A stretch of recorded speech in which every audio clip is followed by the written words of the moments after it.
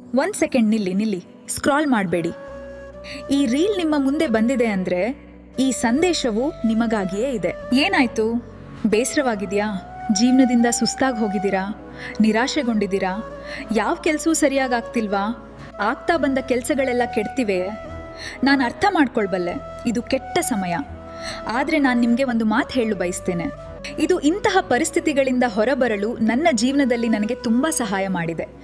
ಒಂದು ದಿನ ಶ್ರೀಕೃಷ್ಣನು ಅರ್ಜುನನಿಗೆ ಹೇಳಿದನು, ಅರ್ಜುನ, ಗೋಡೆ ಮೇಲೆ ಏನಾದರೂ ಒಂದು ಹೀಗೆ ಬರೆ, ಅದನ್ನು ಓದಿ ಒಬ್ಬ ಸಂತೋಷವಾಗಿರೋ ವ್ಯಕ್ತಿ ದುಃಖಿತನಾಗಬೇಕು ಮತ್ತು ದುಃಖದಲ್ಲಿರುವವನು ಸಂತೋಷ ಪಡಬೇಕು. ಆಗ ಅರ್ಜುನನು ಗೋಡೆಯ ಮೇಲೆ ಹೀಗೆ ಬರೆದನು, ಈ ಸಮಯವು ಕಳೆದು ಹೋಗ್ತದೆ.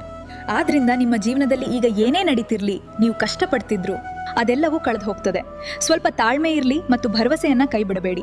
ಸರಿಯಾದ ಸಮಯ ಬಂದಾಗ ನಿಮ್ಮ ಪ್ರತಿಯೊಂದು ದುಃಖವೂ ಸುಲಭವಾಗಿ ಅಳಿಸಿ ಹೋಗ್ತದೆ.